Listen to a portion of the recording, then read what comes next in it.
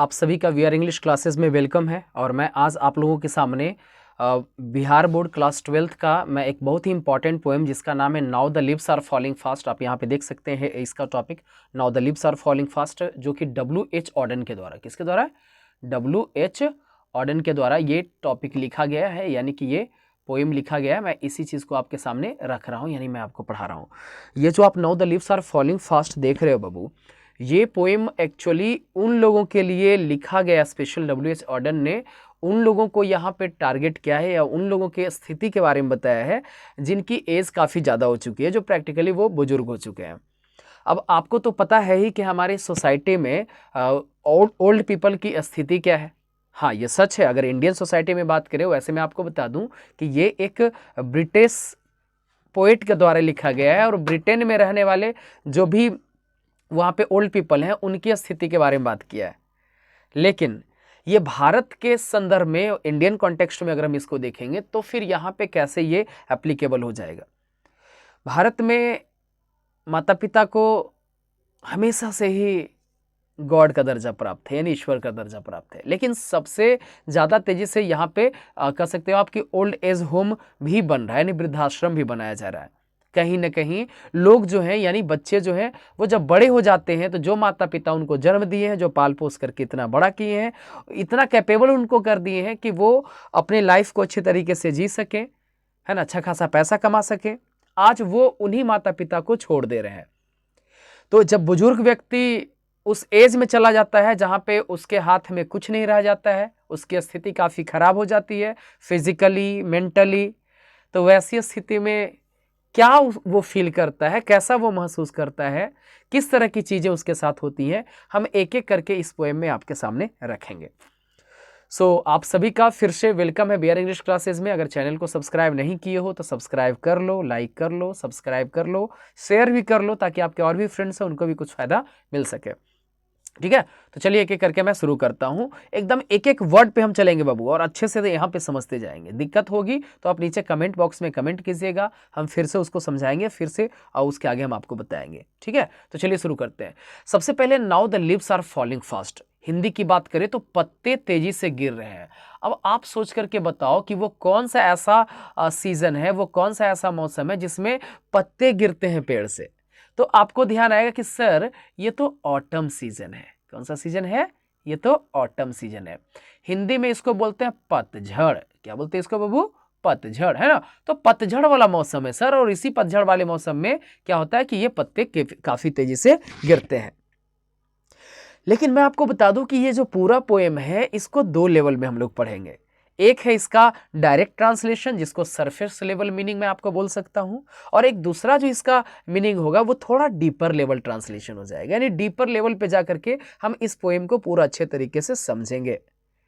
जरा समझते हैं।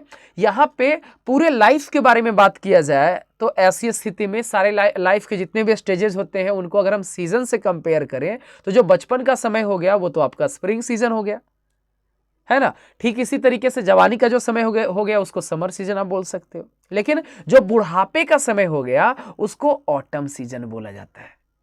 कैसा मौसम बोला जाता है? ऑटम सीजन बोला जाता है, पतझड़ का मौसम बोला जाता है। यानी यहाँ पे जो ऑटम सीजन आप देख रहे हैं ये किस चीज को रिप्रेजेंट कर रहा है? ये रिप्रेजेंट कर रहा है ओल्ड एज को। किसको रिप्रेजेंट कर रहा है बाबू? ओल्ड एज को रिप्रेजेंट कर रहा है। एक एक चीज को अच्छे से समझते जाओ, ठीक है। अब कोई पेड़ है, एक मान लेते हैं कि एक बरगद का पेड़ है। एक बरगद का पेड़ है जो काफी विशाल है। एक समय था कि वो पूरा एकदम हरा भरा था, काफी ताकत था उसमें। लेकिन आज बेचारा वो बरगद का जो वृक्ष है, जो पेड़ है, वो बुजुर्ग हो चुका है। यही नहीं, जैसे ही ऑटम सीजन आते हैं उसके पत्ते जो है वो तेजी से नीचे गिरते जा रहा है। एक समय ऐसा भी अभी आएगा कि उस पेड़ पर कोई भी पत्ता नहीं रहेगा। हाँ, ये सच है कि उसी बरगद के पेड़ के नीचे में कई सारे छोटे छोटे और भी पौधे उग गए हैं।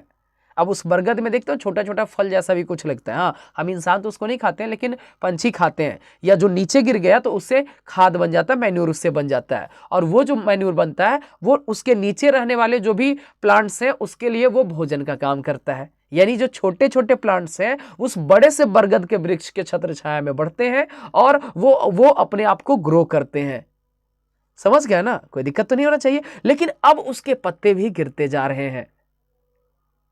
ठीक इसी तरीके से अगर हम पहला लाइन देखें तो क्या बोल रहा है, now the leaves are falling fast, nurses flowers will not last, nurses to the graves are gone and the prams go rolling on.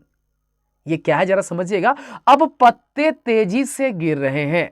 ये गिरते हुए पत्ते अगर हम ह्यूमन बीइंग को इस चीज से जोड़ें, अगर हम ह्यूमन बीइंग के लाइफ से जोड़ें, तो ये गिरता हुआ पत्ता जो है हमारे बीतते हुए समय को रिप्रेजेंट कर रहा है ना। जो एक एक दिन हमारा बीत रहा है उसी चीज को रिप्रेजेंट कर रहा है। कौन सा? ये गिरता हुआ पत्ता। नर्स क्या होता है? सर नर्स तो हम देखे हैं हॉस्पिटल में, है कि नहीं? हॉस्पिटल में नर्स देखे हैं क्या? सही बोल रहे हैं ना? ओके, ध्यान उधर मत दो, इधर इधर सामने में ध्यान दो, इधर है ना। तो नर्स, ध्यान देना यहाँ पे, नर्स कहाँ मिलता है? हॉस्पिटल में। और नर्स का क्या काम होता है? सेवा करना, है ना, सेवा करना काम होता है। तो यहां पे नर्स एक्चुअली कहा किसको जा रहा है? अगर आपके परिवार के सदस्य में बोले कि नर्स कौन है, तो आपके परिवार में नर्स वो व्यक्ति है जो आपको पाल पोस करके बड़ा कर रहे हैं।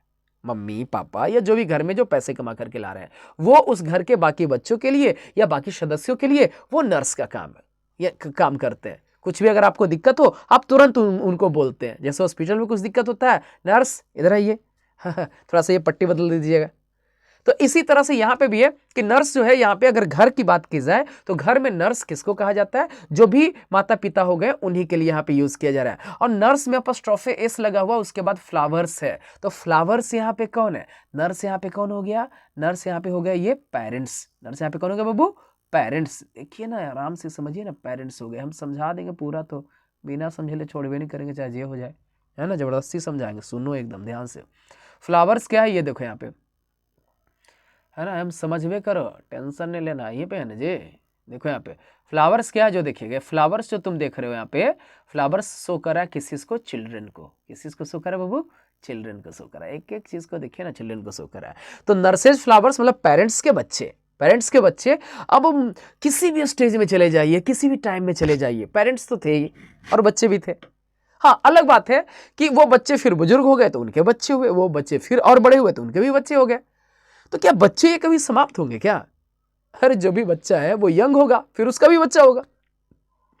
तो ये जो पेरेंट्स के बच्चे हैं, यानी जो भी बच्चे हैं, वो कभी समाप्त नहीं होंगे। बच्चों का तो जन्म होता ही रहेगा। लेकिन हाँ, जो पेरेंट है, एक समय आएगा कि उनका समय लास्ट हो जाएगा। जो हमारे माता पिता हैं, एक समय के बाद अब इस धरती पर नहीं रहेंगे। उनका समय जब पूरा हो जाएगा, वो बुजुर्ग हो जाएंगे और वो ग्रेव्स में चले जाएंगे। ग्रेव्स यहाँ पे किस चीज को रिप्रेजेंट कर रहा है बाबू? तो ग्रेव्स यहाँ पर रिप्रेजेंट कर रहा है डेथ को। किस चीज को रिप्रेजेंट कर रहा है? ये डेथ को रिप्रेजेंट कर रहा है। देखिए ना, किसको रिप्रेजेंट कर रहा है? डेथ को रिप्रेजेंट कर रहा है। जरूरत पड़े तो स्क्रीनशॉट लेते जाओ या कहीं पे लिखते भी जाओ, ठीक है ना। ये डेथ को रिप्रेजेंट कर रहा है, ठीक है। तो nurses to the graves are gone and the prams go rolling on. ये प्रैम्स क्या है? प्रैम्स का मतलब होता है बच्चा गाड़ी। क्या होता है?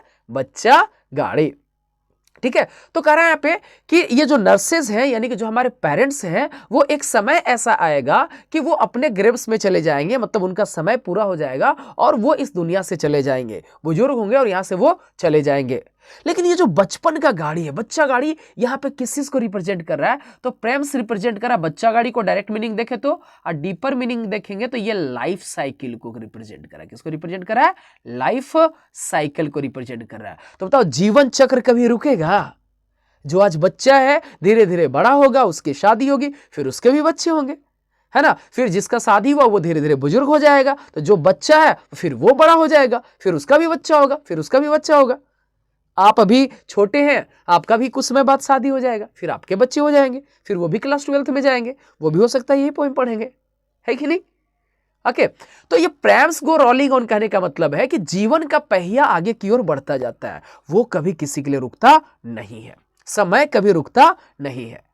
ओके, तो फर्स्ट स्ट्रेंजा ओवरऑल क्या था, मैं आपको डीपर मीनिंग पे लेकर के चलता हूं। फर्स्ट स्ट्रेंजा आपको यही कह रहा है कि जीवन के समय, जीवन का दिन काफी तेजी से बीतता जा रहा है। समय हमारा काफी तेजी से बीतता जा रहा है। इसी समय के बीतने को यहाँ पे लीव्स आर फॉलिंग फास्ट बताया जा रहा है।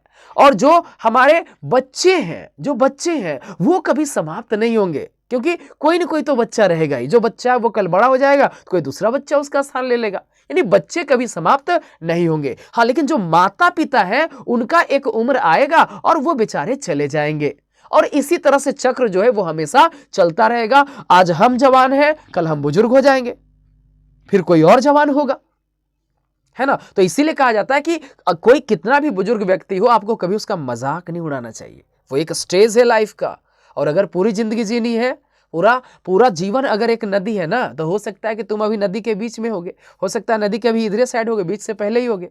लेकिन एक समय आएगा कि जब पूरा नदी पार करना जीवन रूपी, तो नदी के लास्ट में जो कीचड़ होता है बुढ़ापा रूपी, उसको भी पार करना होगा, है कि नहीं। ओके, तो एक एक चीज को अच्छे से समझ गए। देख लीजिए, ये पहला स्टेंजा हमने कंप्लीट कर लिया। अगर कोई दिक्कत है, कोई प्रॉब्लम है, तुरंत आप कमेंट करो, तब तक मैं आगे बढ़ता हूं। ओके बाबू, चलिए ध्यान दीजिएगा। नेक्स्ट स्टेंजा हमारा क्या कह रहा है। बैटरी भी समाप्त हो रहा है, कोई बात नहीं, पढ़ा कर दम लेंगे। चलो देखते हैं अगला स्टेंजा यहाँ पे कह रहा है। सेकेंड स्टेंजा देखिएगा, एक मिनट, वेट मिनट, थोड़ा सा ऊपर कर लेते हैं इसको। हाँ, अब ठीक है। हाँ जी, अगला स्टेंजा क्या कह रहा है। नेक्स्ट स्टेंजा कह रहा है, whispering neighbours left and right pluck us from the real delight. हम ये स्टेंजा आपको पढ़ा रहे हैं, ठीक ना। And the active hands must freeze lonely on the separate knees. अब जरा समझिएगा, विस्परिंग नेवर्स किस बात को रिप्रेजेंट करता है, तो आप पेज एक पलटिए और मीनिंग भी आपको मिल जाएगा। विस्परिंग नेवर का मतलब आपको बताया गया, मैसेंजर ऑफ डेथ, मृत्यु के संदेशवाहक। तो ये जो मृत्यु के संदेशवाहक है, वो कभी इधर नजर आते हैं, कभी इधर नजर आते हैं। कहने का मतलब है, जब व्यक्ति ओल्ड एज में चला जाता है, जब वो बुजुर्ग हो जाता है, तो हमेशा उसको मौत अपने नजदीक नजर आता है। लगता है आज मरेंगे कि कल मरेंगे, कुछ ऐसा महसूस उसको होने लगता है। आसपास में लोग रहते भी हैं, लेकिन फिर भी बेचारा अपने आप को अकेला महसूस करता है। ये मरने का डर, ये दुनिया को छोड़ करके जाने का डर, कहीं ना कहीं उस व्यक्ति को जीवन जीने का जो असली वाला सुख है ना, जीवन जीने का जो असली वाला सुख है ना, उस सुख से वो बेचारा दूर हट जाता है। वो चिंता में रहता है कि अब ज्यादा समय मेरा नहीं बचा, ओह क्या दिन था, अब शायद अब यहां पे नहीं रह पाएंगे, अब मेरा अंतिम समय आ गया है। ये जो व्यक्ति सोचने लगेगा बहुत ज्यादा, इसीलिए तो डेथ को ईश्वर ने हमेशा मिस्ट्री बताया, हमेशा मिस्ट्री बनाया। कौन कब कब चला जाएगा कोई नहीं जानता है कि नहीं। तो ऐसी स्थिति में जाहिर सी बात है, डेथ को हमेशा मिस्ट्री बनाया गया, ठीक ना। आपको हमेशा डेथ किसी का सरप्राइज ही लगेगा। अगर हमें पता होता तो शायद हम अच्छे जीवन जी भी नहीं पाते। तो लेकिन जो व्यक्ति बुजुर्ग हो चुका है, उसको एहसास होने लगता है कि अब कब, अब तो समय आ गया है। ओके, तो ऐसे में वो बेचारा जो है वो काफी ज्यादा दुखी रहता है, सच्चे वाले सुख से, जीवन जीने के सुख से वो दूर हो जाता है। And the active hands must freeze lonely on the separate knees. ध्यान दीजिएगा। वैसे मैं आपको बता दूं कि हम चल रहे थे ऑटम सीजन से, और ये एक इंग्लैंड का पोएम है। इंग्लैंड में ऑटम सीजन सितंबर अक्टूबर के आसपास में आता है, पता कर लेना गूगल पे सर्च करके, ठीक है। और उस समय वहां पे ठंड होता है, बर्फ गिरते रहता है। तो सचमुच में ऑटम सीजन में इतना ज्यादा ठंड होता है, इतना ज्यादा ठंड होता है कि हाथवे एकदम फ्रीज हो जाता है। नहीं इन्हें हिलेगा, नहीं हिलेगा, कुछ नहीं होगा, है ना। एकदम ऐसे बैठो ले तो ऐसे बैठो ले बस। लेकिन अगर हम ऑटम सीजन को लाइफ से जोड़ें, तो ऑटम सीजन लाइफ के किस पार्ट को शो कर रहा था, जरा कमेंट करके बताना। तो हम बताए थे शुरू में, कमेंट करो अभी, क्या बताए थे। हाँ, आप ही से बोल रहे हैं, कमेंट कीजिए, है ना। क्या था ये, ओल्ड एज को, किस चीज को, ओल्ड एज को रिप्रेजेंट कर रहा था। तो ओल्ड एज में, जो कि ऑटम सीजन रूपी हमारा ओल्ड एज है, जो बुजुर्ग व्यक्ति एकदम हो जाते हैं। अब बताओ ना, जो बूढ़ा व्यक्ति हो जाएगा, हाथ काम करेगा, ऐसे थरथराते रहेगा पूरा, यही नहीं, हाथ लोटा कुछ उठाएगा या कुछ गिलास उठाएगा, बेचारे के हाथ से छूट जाता है। बस अपने तक ही वो सीमित रह जाता है, किसी दूसरे की मदद वो नहीं कर सकता। आज आप यंग है, बाजुओं में ताकत है, 4 लोगों की मदद आप कर सकते हो, उठा करके कहीं लेकर के जा सकते हो, इतना आपके अंदर ताकत है। लेकिन एक समय ऐसा आएगा, एक समय ऐसा आएगा कि जब बुजुर्ग हो जाएंगे, तो 4 लोगों की तो छोड़िए, अपने शरीर का भार भी अगर उठा ले तो बहुत बड़ी बात है। अपने लिए गिलास उठा करके पानी भी पी ले तो बहुत बड़ी बात है। ऐसे में हम अपने ही नीज पर, अपने ही घुटनों पर बस सिमट करके रह जाते हैं। यानी हमारा जीवन जो है बस हमारे शरीर तक ही सिमट करके रह जाता है। इवन इस शरीर को भी किसी सहारे की जरूरत पड़ती है। वो सहारा लाठी हो सकता है, वो सहारा बेटा हो सकता है। और बेटे से या बेटी से, अपने बच्चों से बहुत ज्यादा आशा होता है माता पिता का कि जब बुजुर्ग हो जाएंगे तो यही तो वो लोग हैं जो हमारी मदद करेंगे, जो हमारे बुढ़ापे का लाठी बनेंगे। लेकिन अफसोस, अफसोस ऐसा नहीं होता है। बहुत सारे लोगों के केस में ऐसा नहीं होता है। ओके, तो ये स्टैंजा हमने आपका कंप्लीट कर दिया पूरा बाबू। एक बार देख लो, नहीं समझ में आया रिपीट करके फिर से सुनो, ठीक है। शेयर जरूर करना अपने फ्रेंड्स के पास, जो भी है कहीं भी पढ़ते उससे मतलब नहीं है, शेयर कीजिए, कोई दिक्कत नहीं है, ठीक है। चलो बढ़ते हैं आगे, नेक्स्ट ध्यान दीजिएगा। ओके, नेक्स्ट है आपका dead in hundreds at the back, follow wooden in our track, arms raised stiffly to reprove in false attitude of love, sorry in false attitudes of love. ये क्या है जरा समझिएगा।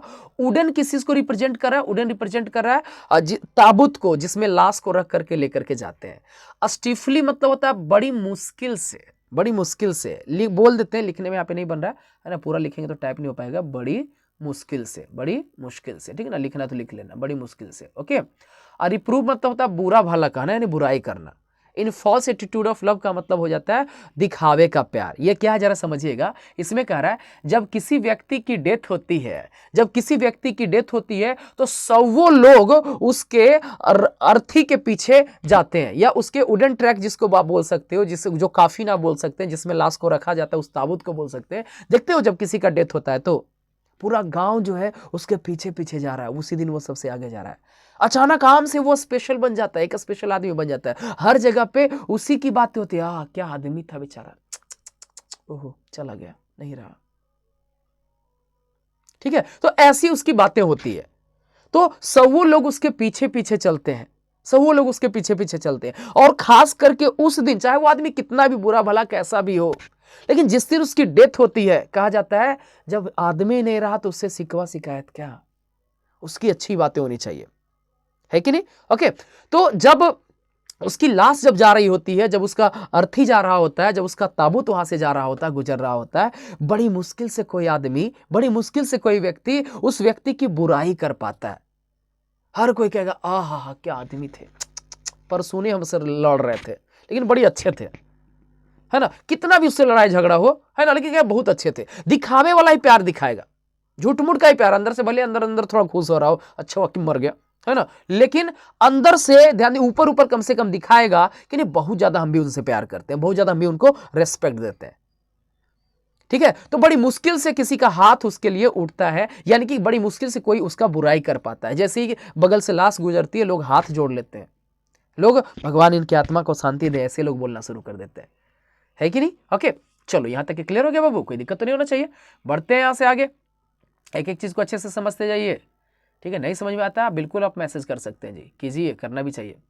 अगला, starving through the leafless wood, trolls, trolls मतलब एक कमजोर प्राणी हो जाता है, run scolding for their food and the nightingale is dumb and the angel will not come. ये क्या जरा समझिएगा, याद कीजिए एट ऑटम सीजन चल रहा है, ठंड बहुत ज्यादा है, इतना ठंड है, इतना ठंड है कि आसपास में जो भी एरियाज हैं पूरे बर्फ से ढक चुके हैं, जो पेड़ पौधे हैं उनके ऊपर भी पूरा बर्फ जम चुका है।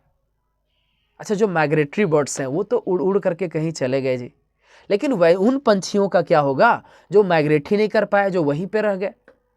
कई दिन खाएगा, क्या खाएगा, बर्फ खा के रहेगा, सोचो ना, नहीं ना, ऐसा हो सकता है। और उस समय किसी की आवाजें भी नहीं सुनाई देती है, जब चारों तरफ बर्फ बर्फ ही जम जाता है तो एकदम शांति सा छा जाता है, बस आवाजें सुनाई देती है तो किस चीज का, तो बस बर्फ के टूटने की आवाजें सुनाई देती है। नाइटिंगेल जो कभी स्प्रिंग सीजन में पूरा जोर जोर से एकदम गाना गाया करती थी, पता नहीं ऑटम सीजन में कहां उसका आवाज चला जाता है, कहीं पे कोई मीठा बोल नहीं सुनाई देता है।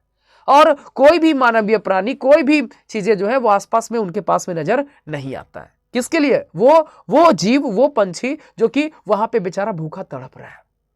चलिए ह्यूमन बीइंग पर इस चीज को ले आते हैं, डीपर मीनिंग पे जाते हैं। यहां पे जिस पंछी की बात की जा रही है वो पंछी कोई और नहीं, वही बुजुर्ग व्यक्ति है।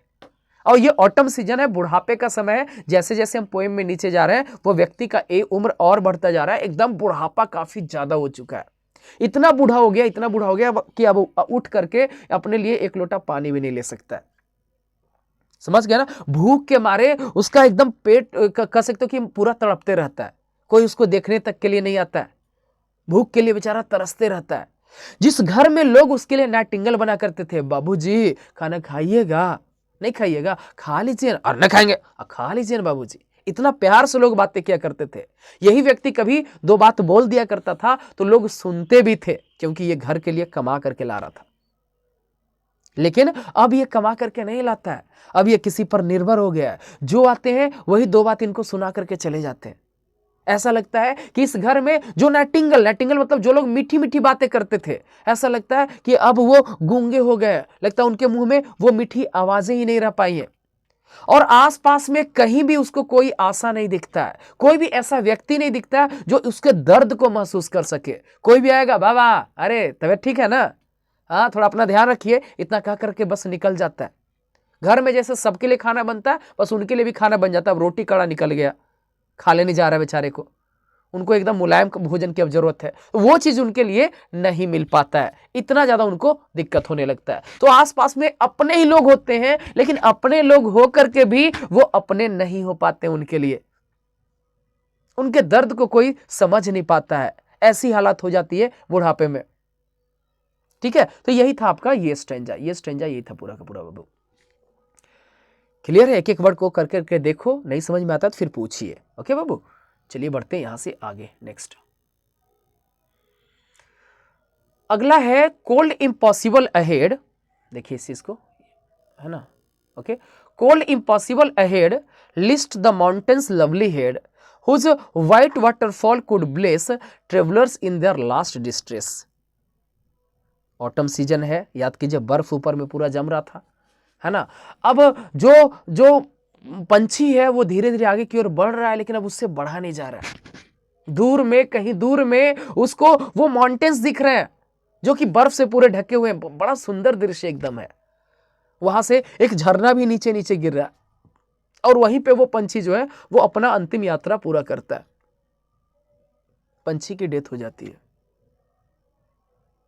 ये बुढ़ापे का जो समय है, जो कि ऑटम सीजन मैंने आपको बताया, अब बेचारा बहुत बुजुर्ग हो चुका है, अंतिम सांसें गिन रहा है, और ये अंतिम सांसें ऐसा लग रहा है अब हमसे जिया नहीं जाएगा, अब हम और नहीं जी सकते, मुश्किल हो रहा है एक दिन भी और जी पाना। कहा जाता है कि जब व्यक्ति की डेथ जब आने लगती है तो उस समय उसको पूरा लाइफ एक बार रिवाइव हो जाता है। याद कर रहा है वो भी अपने उन पलों को जो कि काफी हसीन हुआ करते थे उसके लिए। वो जवानी के दिन जब उसका विवाह हुआ था, वो समय जब उसके बच्चे हुए थे, फिर बच्चे चलने बुलने लगे थे, जब वो बच्चों को का शादी किया था, कितना खुश था उस समय, कितना अच्छा जिंदगी चल रहा था। और ये कि ये जीवन नीरस वाला कितना खराब चल रहा है। तो ये यही चीज यहाँ पे है कि कहीं ना कहीं इन्हीं सब यादों को अपने जेहन में रखते हुए वो अपने जीवन के सबसे अंतिम यात्रा को पूरा करता है। यानी उस व्यक्ति की डेथ हो जाती है, वो अपना अंतिम सांस लेता है, और इस तरह से उस बुजुर्ग व्यक्ति को इस दुनिया से जाना पड़ता है। ओके, तो कुछ ऐसा होता है बुढ़ापे का जीवन, जो कि W.H. ऑर्डन ने इस पोएम के थ्रू आपको बताया। तो ओवरऑल अगर सेंट्रल अगर आप पार्ट देखें इस पोएम का, तो वो यही है कि कहीं ना कहीं बुजुर्ग लोगों को अपने ओल्ड टाइम में काफ़ी मजबूरी का सामना करना पड़ता है। लोग साथ छोड़ देते हैं, कोई इनके दर्द को समझने वाला नहीं होता है, और ऐसी स्थिति में इनका जीवन काफ़ी नीरस हो जाता है, पूरी की पूरी ज़िंदगी इनकी बर्बाद हो जाती है। ऐसा लगता है कि अब कुछ नहीं जीवन में बचा, और बड़े ही कष्ट के साथ ये अपना वो भी देखो, दर्द एक तो शरीर में है, उसको तो कोई नहीं हर सकता, लेकिन जो दिल में दर्द होता है अपने लोगों के बेरुखीपन का, उस दर्द के साथ अगर किसी व्यक्ति की डेथ होती है तो ऐसी स्थिति में ये बहुत ही बुरा चीज़ है बाबू। तो जो भी आसपास में बुजुर्ग लोग हैं, कम से कम उनका ध्यान रखिए, उनका ख्याल रखिए। ये उनका हक बनता है और आपका फर्ज बनता है, ये हम सब का फर्ज बनता है। समझ गए? ये चीज़ समझिए, ये कहीं ना कहीं इससे आने वाली जनरेशन को भी एक संस्कार मिलेगा। ओके, तो आज का क्लास इतना ही तक था, एक बार देख लीजिए अच्छे तरीके से, और हाँ जरूर आप इस वीडियो को सब्सक्राइब कीजिए, शेयर जरूर कीजिए ताकि और भी लोगों तक पहुँचे। ओके, ठीक है, चलिए, थैंक यू।